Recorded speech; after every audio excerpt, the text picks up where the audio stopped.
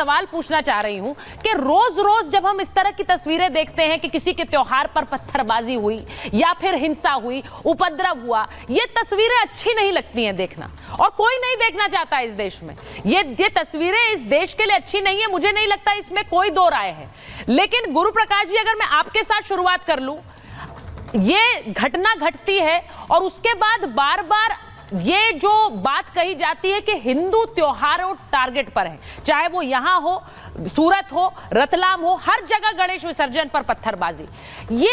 ये उपद्रवी जो तस्वीर है ये क्यों उभर कर आ रही है? और खासकर गणेश त्योहार के दौरान जब हम कहते हैं कि सौहार्द की तस्वीर है।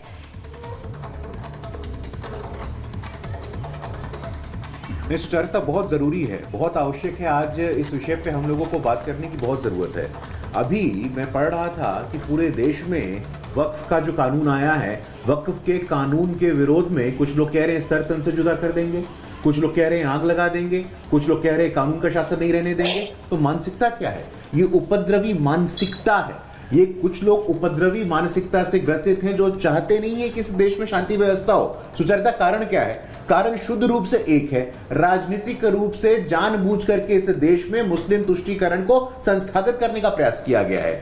जानबूझ करके एक वोट बैंक कल्टीवेट करने का प्रयास किया गया है कि मुसलमानों का तुष्टीकरण करो, उनको वोट बैंक बनाओ और जहां उपद्रव होता है उस उपद्रव में समर्थन दे दो। ऐसे नहीं होता है। लगातार हम पिछले 2 हफ्तों से देख रहे हैं, उत्सव का माहौल है, गणेश उत्सव का माहौल है, गणेश चतुर्थी का माहौल है, दिवाली आने वाला है, दशहरा आने वाला है, छठ आने वाला है। लेकिन इसके साथ साथ जो वक्फ में संशोधन आया है, सुचारिता, हमारा स्पष्ट रूप से मानना है कि संशोधन का विरोध करने का तरीका है, आपके पास अधिकार है आंदोलन करने का, लेकिन जो डर का और भय का वातावरण बनाया जा रहा है बहुत ही दुखद है, बहुत ही निंदनीय है। इन लोगों को बताना चाहिए कि देश संविधान से चलेगा कि नहीं चलेगा, देश बाबा साहेब अंबेडकर के संविधान से चलेगा कि नहीं चलेगा, आपको स्पष्ट कर देना चाहिए। लेकिन जगह जगह हिंसा करके, उपद्रव करके, अत्याचार करके आप क्या पॉइंट प्रूव करना चाहते हैं?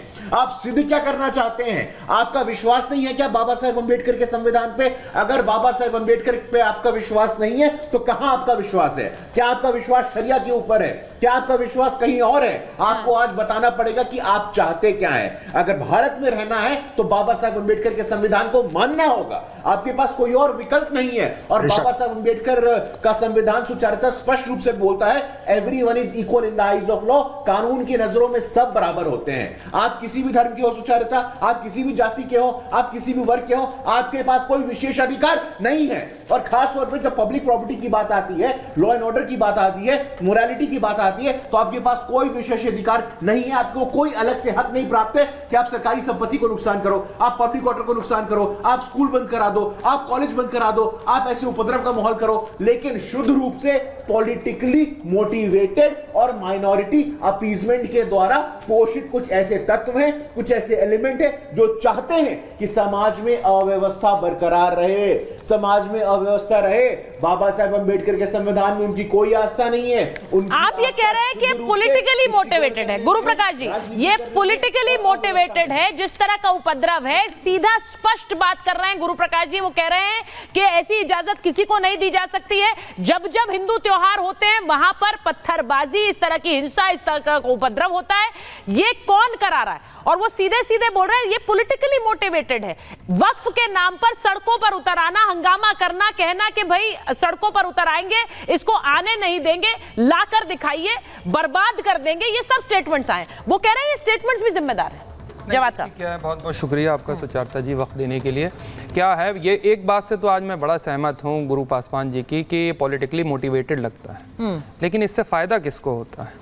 कौन अपनी हिंदू मुसलमान करके राजनीतिक रोटियां सेक करके सत्ता के अंदर आता है? कौन इस तरीके के बयानबाजी करता है कि कपड़ों से भी पहचान लिया जाता है?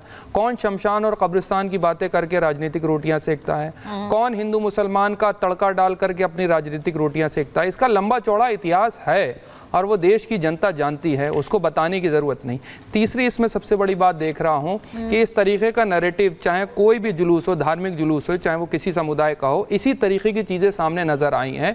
मैं बार बार कट्टरता के ऊपर हमेशा बोलता चला आया हूँ। धार्मिक कट्टरता, जात की कट्टरता, पंथ की कट्टरता, इससे देश को और समाज को नुकसान ही होता है। और जो लोग कट्टरता को बढ़ावा देते हैं और राजनीतिक रोटियां सेकते हैं, याद रखिए इसका खमियाजा आने वाली नस्लें भुगतेंगी और हम और आप इसी तरीके की बहस में रहेंगे। नहीं, आपने तो इसको सियासतदानों पर थोप दिया है, वो भी गुरु प्रकाश जी भी कह रहे हैं इसमें सियासत है। मैं संजीव जी आपसे पूछूं जरा, गुरु प्रकाश जी उसका जवाब भी देना चाह रहे हैं, लेकिन ये जिस तरह की बात उन्होंने कही कि इसमें सियासी मोटिवेशन है, सियासतदान ये करवाते हैं या फिर सियासतदान छूट दे देते हैं कि हिंदू त्योहार पर तुष्टीकरण है, तो कांग्रेस का बयान क्या है चंद्रमोहन जी?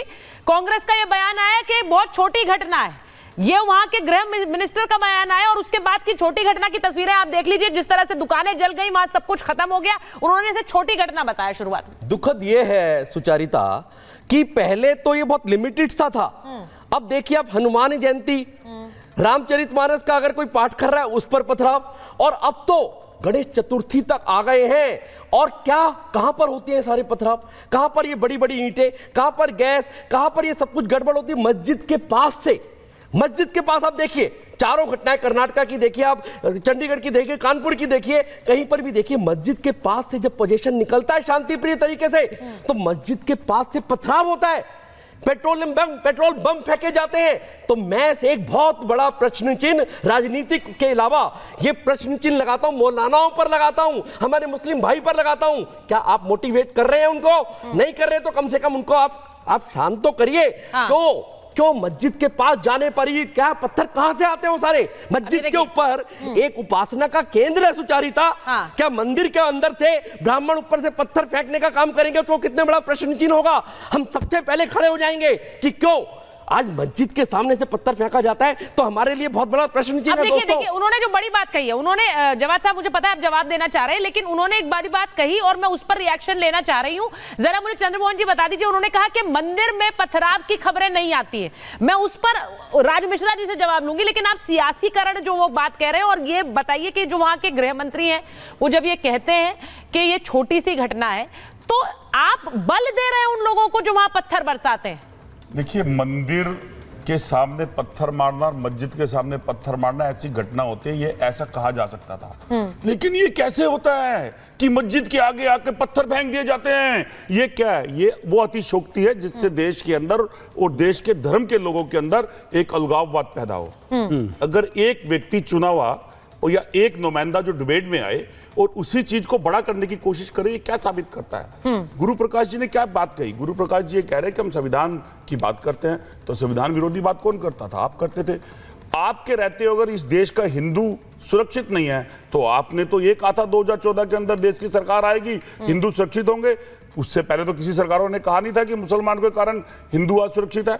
आपने मुद्दा उठाया था। तो 10 साल के अंदर आपकी सरकार होते और ऐसे हमारे विद्वान प्रवक्ता जब आ जाते हैं और वो एक इतनी बात को अतिशोक्ति की तरह कर देते हैं, और उस अतिशोक्ति का अच्छा ये इंटरेस्टिंग है होने के बाद एक मिनट बोलिए वापस उस अतिशोक्ति अलंकार का जो विजन जाता है आम आदमी के पास, वो अपना भाईचारा भूल जाता है। और अगर किसी बात को कंट्रोल करना है, अगर किसी मिनिस्टर ने कहा कि छोटी सी बात है, अगर सरकार उसके ऊपर नजर रखे और उसको कंट्रोल करे और वो मैसेज दूर तक ना जाए, तो वो छोटी हो सकती है। लेकिन एक छोटी तो आपके चंद्रमोहन जी कह रहे हैं कि हिंदू अगर और बजरंगबली और उस पे चली जाए और मंदिर मस्जिद और मकबरे चली जाए, तो फिर छोटी कहां से होगी? नहीं, तो चंद्रमोहन जी आप ये कह रहे हैं कि हिंदू खतरे में है और हिंदू को हम सुरक्षा देंगे, ये बीजेपी कह रही थी, तो फिर बीजेपी की जिम्मेदारी है कि वही सुरक्षा दे। कर्नाटक में अगर उसकी सरकार नहीं है तो हम सुरक्षा नहीं देंगे? झूठ बोलती थी बीजेपी, झूठ बोलते थे देश का नेतृत्व। गुरु प्रकाश जी को लीजिए स्क्रीन पर। हिंदू भी सुरक्षित थे, मुसलमान भी सुरक्षित थे, सिख भी सुरक्षित थे, ईसाई भी सुरक्षित थे।